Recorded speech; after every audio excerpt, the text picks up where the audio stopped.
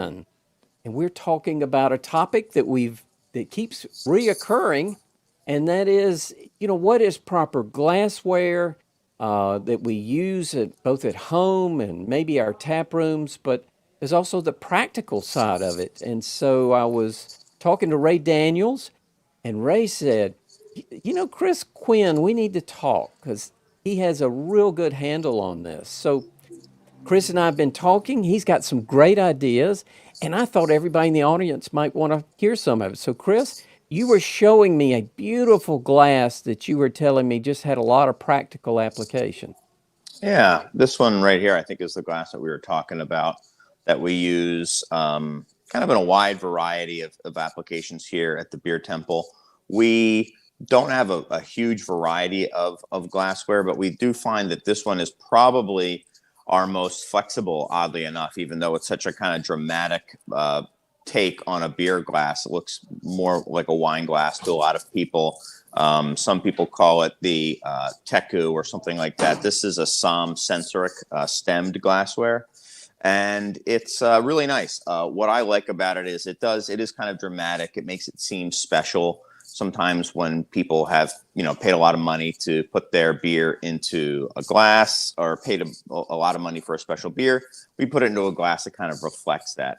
And we also like that this glass is so flexible because it can go into multiple styles, and it also looks good at multiple kind of fill heights. So if it's a really strong beer, we can fill it up to kind of around here, or it can go kind of all the way up to here with a little bit of head, kind of headed out a little bit, and it's nice. So we found that this is more of a workhorse than we thought it was going to be. We thought it was going to be like a special occasion only. Oh, and when these ones get brought out, it means something, and it does. But we realized that it had more application than we originally thought in a positive way. So it was good. What's the practical side of that, though? Are they those don't stack like a shanker pie? No, they don't. They don't stack. None of our glassware is stacked. Ours are kind of thin walled, so even if they could physically stack, we wouldn't want to shatter them and stuff like that. You also scratch up your glassware if you're stacking them all the time. For people who know about clean glassware, the easiest way to notice if if a glass isn't clean is if you see the bubbles kind of collecting on the inside of the glass. Certainly for beer anyway. And if you have let's pretend this was just a regular stacking pint glass.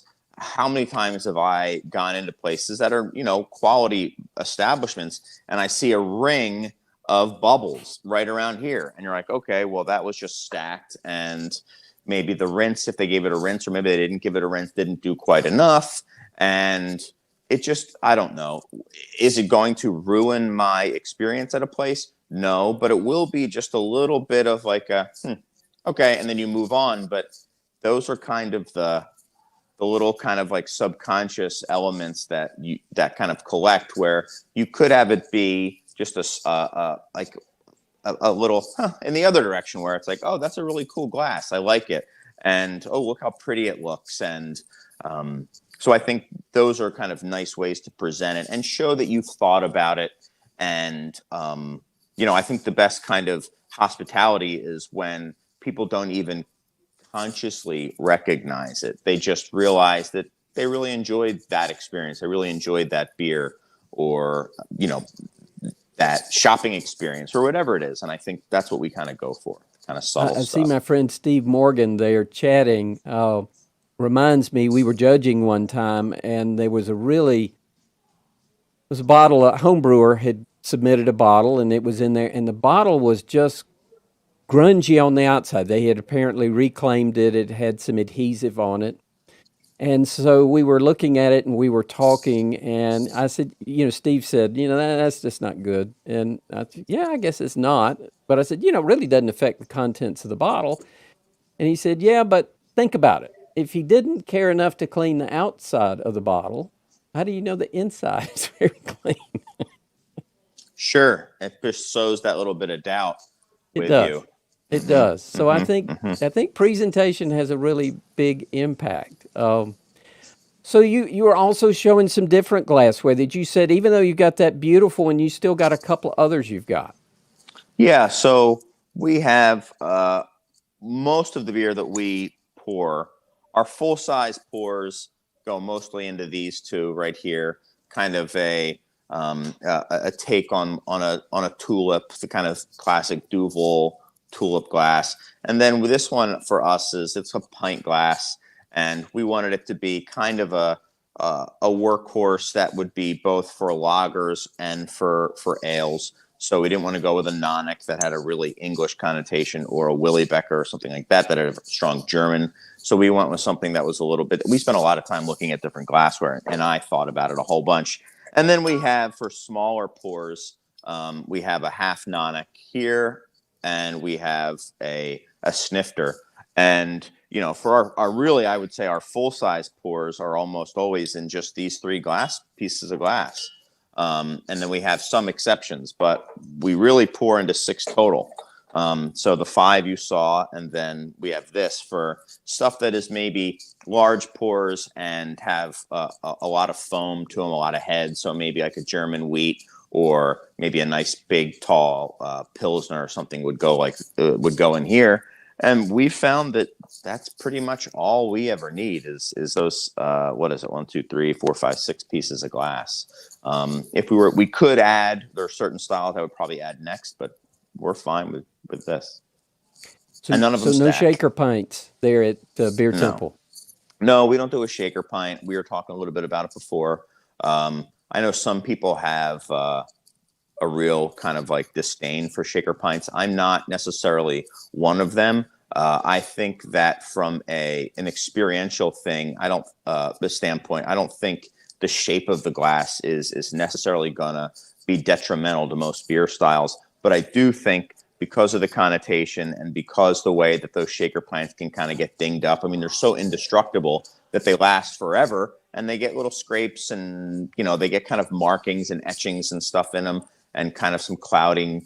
And those, I think, are just, again, those little subconscious little things that people maybe, I don't know, maybe you want to take that opportunity to elevate it rather than have it just be the standard thing that they're used to getting a industrial lager in, or something like that. Elevate it. If you think the beer that's going into it is special, maybe try to elevate it a little bit as well. So that's kind of my thing with the shaker pints. And me knowing what I do, and not having a big issue with shaker pints from a kind of like a flavor and aroma standpoint. Still, if I go to a tap room, let's say, that I really respect and I've never been to, and I'm excited to go there, and I get something in a shaker pint, to me, it's like, and then I kind of move on.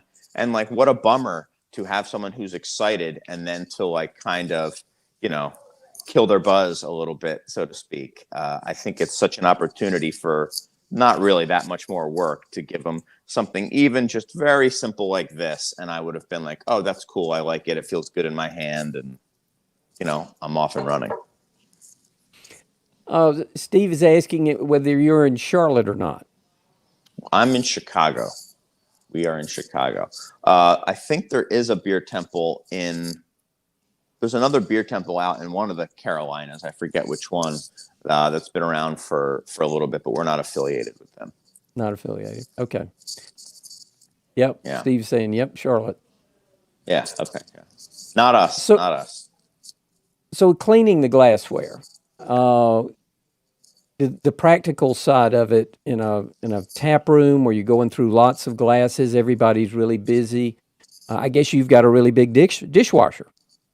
Right. This is our dishwasher here at the Beer Temple. We wash them all by hand. I feel that unless there are great applications for dishwashing, but it very infrequently becomes a problem. I found that on a normal service night, you can actually wash them by hand faster. We have a little kind of mechanical brush called a barmaid, which is just revolving brushes that are under soapy water.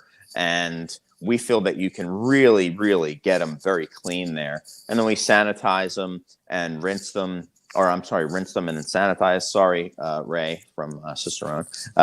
We rinse them, then sanitize them. And then we also have a little rinse a little glass rinse at our taps too. So we give them a little rinse right before we fill them as well, just to get if there's any sanitizer or something in there, we kind of rinse it. And because we're, I don't know, some would say crazy, all our water at the bar, so what we wash it in, what we rinse it in, everything like that is all filtered water. So Do you have a favorite cleaner that you like, or and we then use sanitize? the sudsless powdered versions is what Yep. we tend to go with.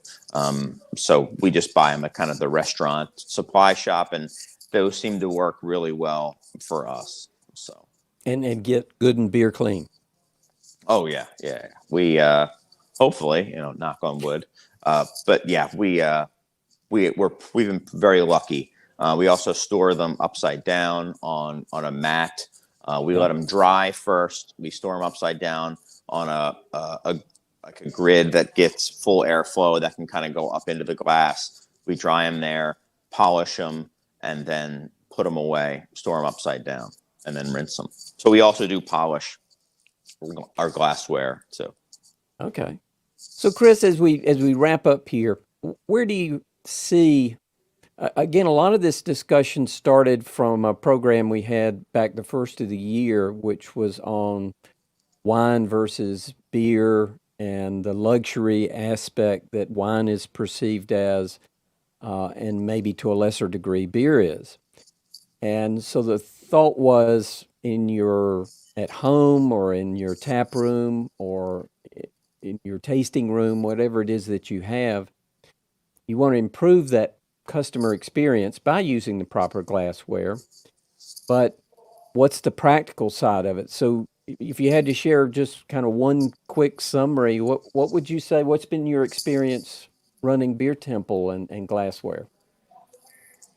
We put a lot of thought into it, but I don't think more is necessarily better. Um, Kind of to the contrary, I think if you have a couple pieces of really nice, thought out pieces of glassware, that's just about right. And then it's easier to manage. It doesn't need to necessarily be stackable when you're setting up your bar, your tap room. Have glassware in mind. When we designed our bar, we thought about the glassware, and we needed tons of places for the glass to go because we knew we weren't just going to be stacking them. So also just from an aesthetic standpoint, it looks really nice too when it's kind of laid out behind underneath rather than just kind of stacked up in next to your point of sale. So I guess it wasn't a concise summary like you asked for, but that's the best I could No, do. no, I think that's exactly it. But Rob has a quick question. He's interested in real ales on a beer engine. So have you got any there? Yes, yeah, we do. We just opened back up because of the restrictions, so we don't have our cask operating right now, but we absolutely do. And we have yeah. Is there anything that he wants to know about it? We have real ale on there. We do use a CO2 breather, and we try to put usually traditional English styles on the engine, and we serve them by the pint as it was kind of meant to be served.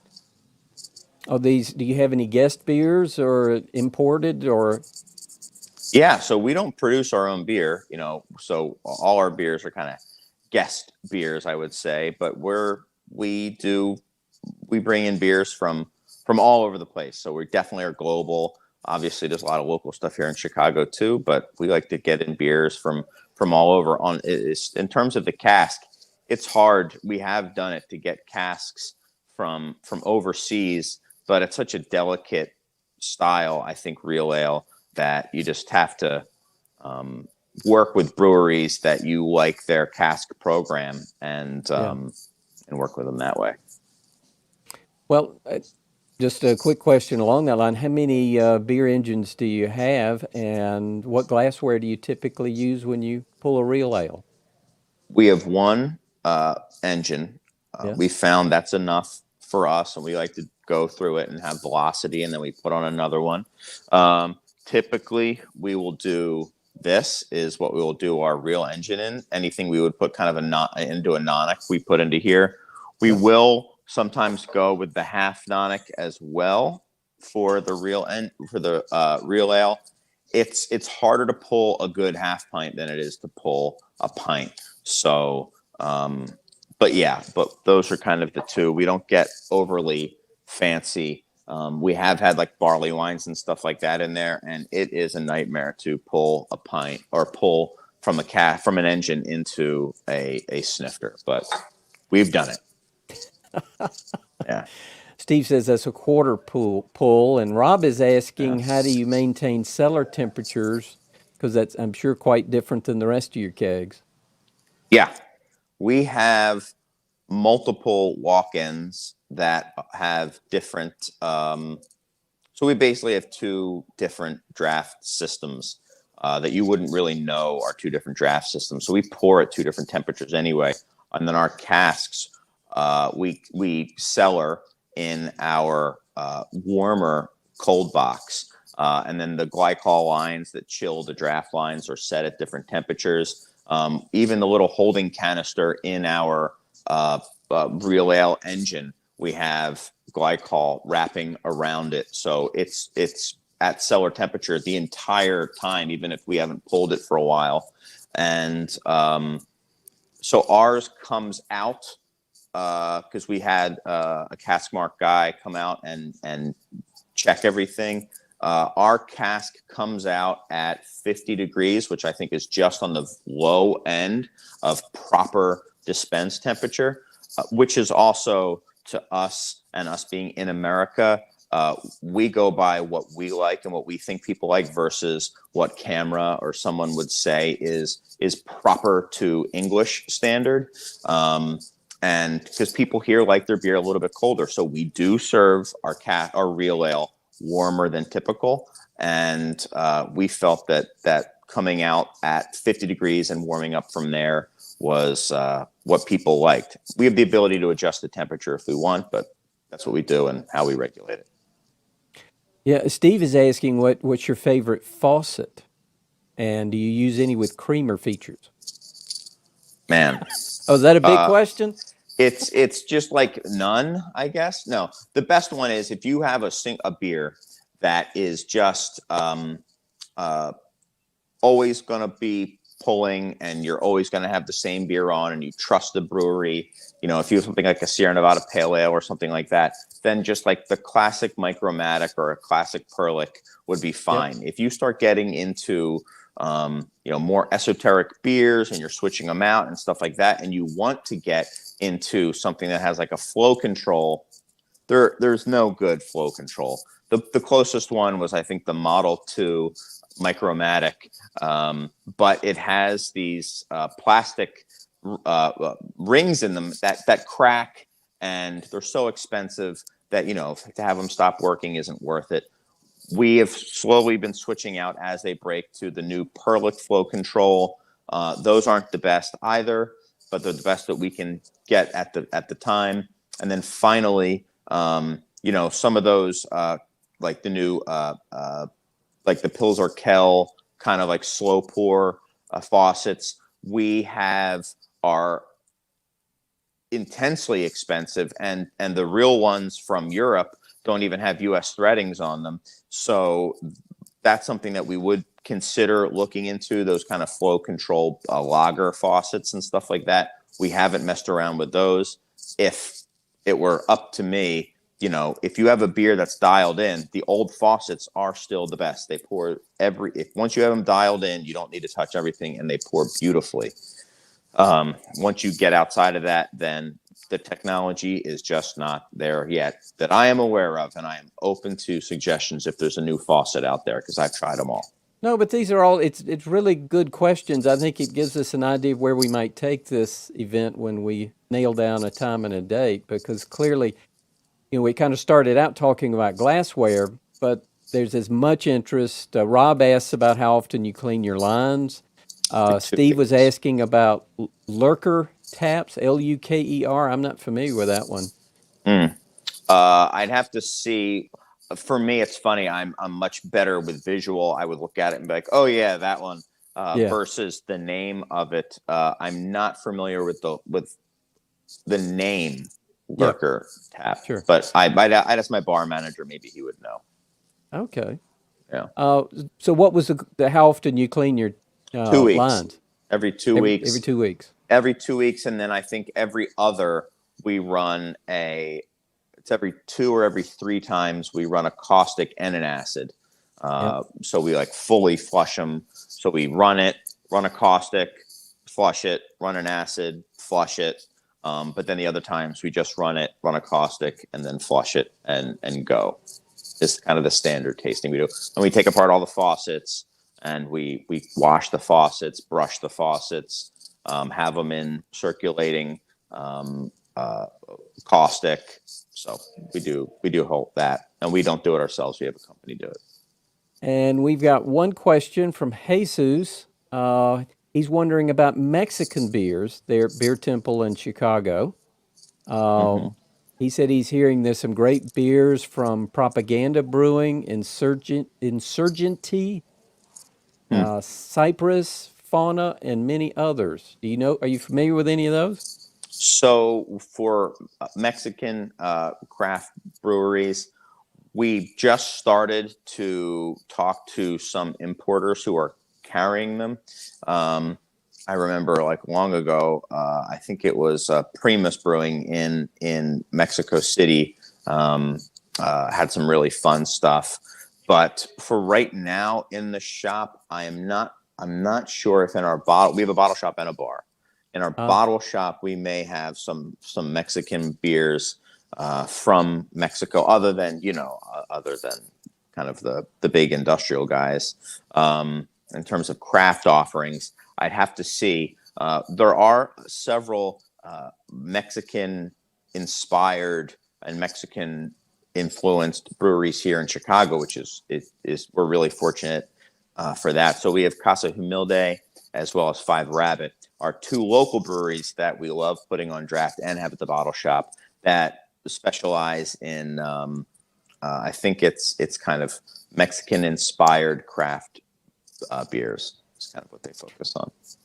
well, Chris, this has been a lot of fun, and I love all the questions because I think it gives us an idea. We probably should talk as much about glassware and the practical side as presentation and beers that you might want to have a slow pour to have a nice really big Yeah. head um and even touching on cleaning the lines and things like that. I think most everybody knows the necessity of doing that, but maybe with certain beers you've got to do it more often, or when you change out certain lines and that Mm-hmm. kind of thing. So well, I'm looking forward to this. Let's narrow down a date that works for both of us. Sounds good.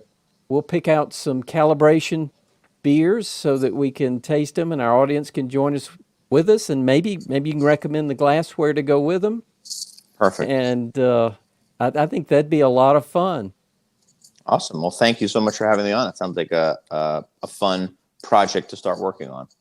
We it will be, and we have a great audience. We have a pretty good crowd here today for this pop up, and so I just wanted to tell everybody. I know there was no notice with this, but I want to do these as I'm talking to amazing people like Chris as we're working towards programs. It'll give you an idea of what I'm working on.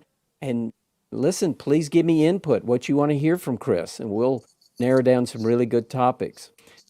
Good to see everybody. Rob, Henry, Steve. Let's see, who else do I see out there? Uh, Looks like that's the main folks I can see in the chat. So, Chris, thank you very much. A lot of Thank you. fun. And we'll start narrowing down some dates. Okay. Talk soon. Thank you. Bye bye. See ya. Thank you, Bye. everybody. Cheers.